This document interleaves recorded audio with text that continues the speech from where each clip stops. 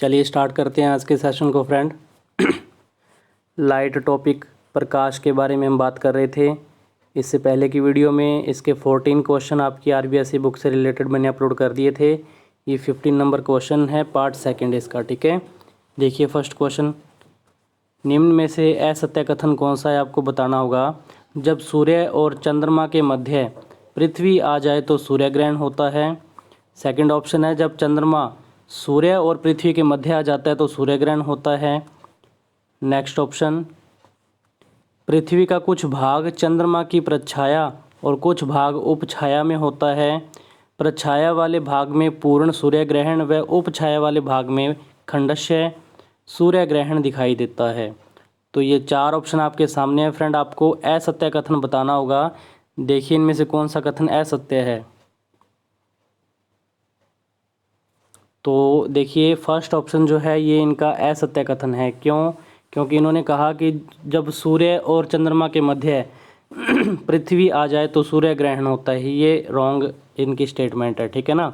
सूर्य ग्रहण कब होता है? जब चंद्रमा सूर्य और पृथ्वी के मध्य आता है तब होता है सूर्य ग्रहण। जिस कारण क्या होता है कि सूर्य हमें दिखाई देता ही नहीं है, इस कारण इसको सूर्य ग्रहण बोलते हैं।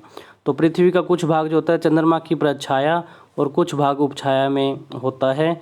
परछाया वाले भाग में पूर्ण सूर्य ग्रहण माना जाता है और उपछाया वाले भाग में खंडशः सूर्य ग्रहण दिखाई देता है। तो इसका फर्स्ट ऑप्शन जो है असत्य कथन है। सेकंड देखिए, पूर्ण सूर्य ग्रहण के समय सूर्य का बाहरी किनारा एक रिंग की भांति दिखाई देता है, जिसे कहते हैं, क्या कहते हैं? रिंग, एक्लिप्स, किरीट, कैनन। तो उसको बोलते हैं किरीट, ठीक है ना। उसको क्या बोलते हैं? किरीट बोलते हैं। जो हम जब सूर्य ग्रहण होता है कंप्लीट, जिसको पूर्ण यहाँ पे लिखा है ना, पूर्ण सूर्य ग्रहण लिखा हुआ है, तो उसके बाहर की जो लेयर एक अपने को दिखाई देती है, रिंग दिखाई देती है, उसको क्या बोलते हैं? किरीट बोलते हैं फ्रेंड। नेक्स्ट देखिए, सूर्य ग्रहण को बताया जाता है कि आपको सावधानीपूर्वक सूर्य ग्रहण को नग्न आंखों से नहीं देखना चाहिए, क्योंकि सूर्य के जो बाहरी किनारे से जो आने वाली किरणें होती हैं वो हानिकारक होती हैं, ठीक है ना, आंखों के लिए, आंखों को क्षतिग्रस्त कर सकती हैं। नेक्स्ट देखिए, निम्न में से सत्य कथन कौन सा है? सूर्य और चंद्रमा के मध्य पृथ्वी के आने पर चंद्र ग्रहण दिखाई देता है। चंद्र ग्रहण पूर्णिमा के दिन होता है। सूर्य ग्रहण अमावस्या की तिथि को होता है। तो ये तीनों ही कथन सत्य हैं फ्रेंड। राइट ऑप्शन होगा ऑप्शन द। सभी कथन क्या है? ये सत्य हैं। सूर्य और चंद्रमा के मध्य पृथ्वी के आने पर क्या होता है? चंद्र ग्रहण होता है, ठीक है भाई। तो इससे क्या होगा कि जो चंद्रमा पृथ्वी के चारों ओर गति करते हुए पृथ्वी की छाया में आ जाता है, तो इसको हम चंद्र ग्रहण के नाम से भी जानते हैं। निम्न में से उचित कथन नहीं है। उचित कथन नहीं है।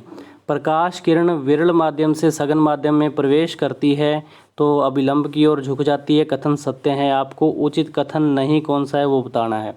प्रकाश किरण सघन माध्यम से विरल माध्यम में प्रवेश करती है तो अभिलंब से दूर हट जाती है, ये भी कथन आपका उचित है। ऑप्शन स देखिए, जब प्रकाश किरण एक माध्यम से दूसरे माध्यम में प्रवेश करती है तो यह अपने पथ से विचलित हो जाती है। इस घटना को प्रकाश का अपवर्तन कहते हैं, ये भी कथन आपका सही है। और लास्ट देखिए, प्रकाश के अपवर्तन हेतु एक माध्यम की आवश्यकता होती है, तो ये कथन आपका उचित नहीं है फ्रेंड, ठीक है ना। अपवर्तन की घटना में हमेशा कम से कम दो माध्यम चाहिए होते हैं, ठीक है ना, दो माध्यम चाहिए होते हैं, क्योंकि जो है प्रकाश जो है एक पथ से दूसरे पथ में क्या होता है? गमन करता है, तो अपने पथ से विचलित होगा। और चाल परिवर्तन के कारण ही तो हम कहते हैं किसकी घटना होती है? अपवर्तन की घटना होती है। चाल परिवर्तन के कारण या तो चाल में कमी आएगी या चाल में क्या होगी? वृद्धि होगी। अगर चाल में कमी आती है तो जो किरण है अभिलंब की ओर झुकती है, और चाल यदि तेज है तो अभिलंब से क्या आती है? दूर हटती है। इसके लिए कम से कम दो माध्यम, जैसे सघन और विरल, है ना, दो माध्यम तो कम से कम चाहिए होते हैं अपवर्तन की घटना के लिए। तो उचित कथन ये नहीं है, ऑप्शन द है आपका। नेक्स्ट देखिए, अपवर्तन से संबद्ध असत्य कथन कौन सा है? अपवर्तनांक दिए गए दो माध्यमों में प्रकाश के वेगों का अनुपात होता है, ये सत्य कथन है। यह नियतांक है और मात्रक रहित है, ये भी सत्य है। नेक्स्ट देखिए, अपवर्तनांक किसी एक माध्यम हेतु हो सकता है। बैंगनी रंग के प्रकाश के लिए अपवर्तनांक सबसे अधिक और लाल रंग हेतु अपवर्तनांक सबसे कम होता है। तो असत्य कथन आपको बताना था। ऑप्शन है आपका असत्य कथन है कि अपवर्तनांक किसी एक माध्यम हेतु हो सकता है। अपवर्तनांक की घटना, या हम कहें कि जो दो माध्यमों की हम जब बात करते हैं कि उनके अंदर प्रकाश के वेग का अनुपात क्या रहता है, तो माध्यम हमेशा दो ही चाहिए होते हैं अपवर्तनांक के लिए, ठीक है, एक नहीं चाहिए, इसलिए स्टेटमेंट रॉन्ग है आपकी। और ये जो है क्वेश्चन ऑप्शन जो बना रखे हैं इंपॉर्टेंट है कि बैंगनी रंग के प्रकाश के लिए अपवर्तनांक सबसे अधिक होता है, लाल रंग के प्रकाश हेतु जो अपवर्तनांक है वो सबसे कम होता है फ्रेंड। अपवर्तन पर आधारित घटना नहीं है। पानी से भरे पात्र का पैंदा ऊपर उठा दिखाई देना, तारों का टिमटिमाना, सूर्य से पहले व सूर्यास्त के बाद सूर्य का दिखाई देना, और लास्ट ऑप्शन है आपका वस्तुओं का दिखाई पड़ना। तो अपवर्तन पर आधारित घटना कौन सी नहीं है?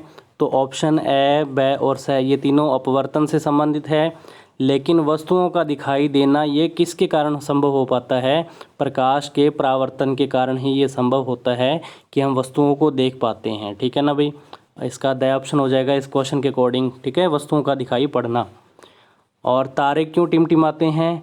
क्योंकि तारों से आने वाला प्रकाश जो है वो वायुमंडल की अलग अलग घनत्व से, क्योंकि वायुमंडल के अंदर जो होती हैं अलग अलग परतें होती हैं, धूल के कण होते हैं, तो वहाँ से वो जो प्रकाश टकराता हुआ हमारी आंखों तक पहुँचता है।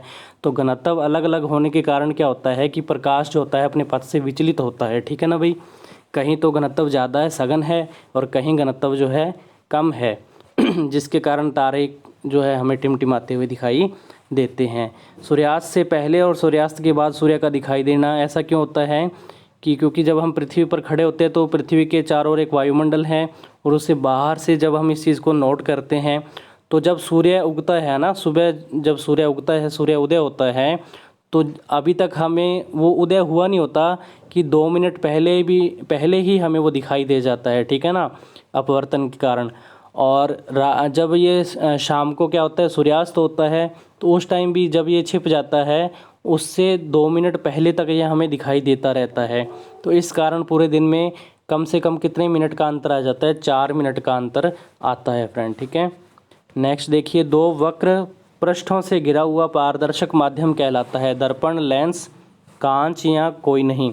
तो दो वक्र पृष्ठों से घिरा हुआ पारदर्शक माध्यम लेंस कहलाता है। और लेंस हम जानते हैं 2 प्रकार के होते हैं ना, एक तो इस टाइप से ना उत्तल लेंस बनता है, और एक कौन सा होता है हमारे पास? अवतल लेंस होता है फ्रेंड। नेक्स्ट देखिए, मुख्य रूप से लेंस के प्रकार हैं? उत्तल या अभिसारी, अवतल या अपसारी, व दोनों या इनमें से कोई नहीं? तो ये दोनों ही टाइप किसके हैं? लेंस के प्रकार हैं। उत्तल को अभिसारी लेंस भी बोलते हैं और अवतल को अपसारी लेंस भी बोलते हैं। अभिसारी लेंस इसलिए क्योंकि ये सारे आने वाले प्रकाश को क्या करता है एक बिंदु पर फोकसित कर देता है, और जब ये एक बिंदु पर फोकसित करता है तो इसको बोलते हैं प्रकाश को अभिसारित कर देना, ठीक है ना। प्रकाश को सिकोड़ के एक बिंदु पर केंद्रित कर देना, तो इसको हम अभिसारित बोलते हैं। और वहीं बात करें अपसारी, तो अपसार कर देना मतलब फैलाव कर देना। मान लो इस प्रकाश किरणें आ रही हैं, अवतल लेंस से टकराने के बाद क्या होगा, ये फैल जाती हैं, तो फैलना यानी कि अपसरण होना, तो इसलिए इनके ये दूसरे नाम रखे हुए हैं। अगला क्वेश्चन देखिए, कौन सा लेंस सूर्य से आने वाली प्रकाश किरणों को एक बिंदु पर केंद्रित करेगा? वही करेगा जो अभिसारी लेंस है, और अभिसारी लेंस यानी कि उत्तल लेंस भी होता है, तो ये अभिसारी इसमें ऑप्शन रहेगा आपका, ठीक है ना। अभिसारी कह लो या उत्तल लेंस कह लो, एक ही बात है, वो आने वाले प्रकाश को एक बिंदु पर केंद्रित कर देता है। यानी कि कागज़ को जब छोटे होते बच्चे लेंस से जलाते थे, आपने देखा होगा, तो किस कारण जलता था? उत्तल लेंस के कारण, ठीक है ना, क्योंकि वो आने वाले प्रकाश को एक बिंदु पर केंद्रित कर देता है। इसीलिए कहते हैं कि लेंस को आंख पर रखकर, उत्तल लेंस को आंख पर रखकर सूर्य को नहीं देखना चाहिए, क्योंकि वो देखो हमारी आंख के लिए भी हानिकारक हो सकता है। जब कागज़ को जला सकता है तो आंख पर भी इसका प्रभाव पड़ता है फ्रेंड, ठीक है। नेक्स्ट देखिए, वास्तविक प्रतिबिंब सदैव सीधे होते हैं, उल्टे होते हैं, पर्दे पर प्राप्त होते हैं, वैसे दोनों? तो वास्तविक प्रतिबिंब की खासियत क्या होती है? एक तो ये उल्टे होते हैं, ठीक है, और इन्हें पर्दे पर भी प्राप्त किया जा सकता है। ब और स दोनों ही कथन क्या हैं? सत्य हैं फ्रेंड, ठीक है, दोनों ही कथन सत्य हैं। और वहीं पे अगर हम बात करें कि प्रतिबिंब आभासी होता तो वो सीधा बनता है और उसे पर्दे पर प्राप्त नहीं किया जा सकता। नेक्स्ट क्वेश्चन देखिए, अवतल लेंस से पर्दे पर प्रतिबिंब, अवतल लेंस से प्राप्त होता है, प्राप्त नहीं होता, आभासी प्रतिबिंब बनता है, व वैसा दोनों ही सही हैं। तो इसमें भी क्या होता है कि अवतल लेंस की बात कर रहे हैं, तो अवतल लेंस तो प्रकाश का क्या करता है, अपसार करता है, उसको फैलाता है। तो इसे पर्दे पर प्राप्त करना, इस प्रतिबिंब को पर्दे पर प्राप्त करना संभव नहीं है, तो प्राप्त नहीं होता। और साथ में ये कैसा होगा फिर, जो प्रतिबिंब पर्दे पर प्राप्त नहीं होता वो आभासी प्रतिबिंब होता है, ठीक है ना। तो ब और स दोनों ऑप्शन सही हैं। राइट ऑप्शन आपका हो जाएगा ऑप्शन द, ब व स दोनों। तो ये थे कुछ और इम्पोर्टेंट क्वेश्चन आपके लाइट टॉपिक से संबंधित। अभी और भी क्वेश्चन पढ़े हैं, मैंने आपका 6th क्लास का और 8th क्लास का जो है यहाँ तक जो टॉपिक कवर किया है, 7th क्लास का और 10th क्लास का आगे वाली वीडियोज़ में आपको मिल जाएगा। मिलते हैं नेक्स्ट वीडियो में इस टॉपिक को आगे बढ़ाते हुए, तब तक के लिए धन्यवाद।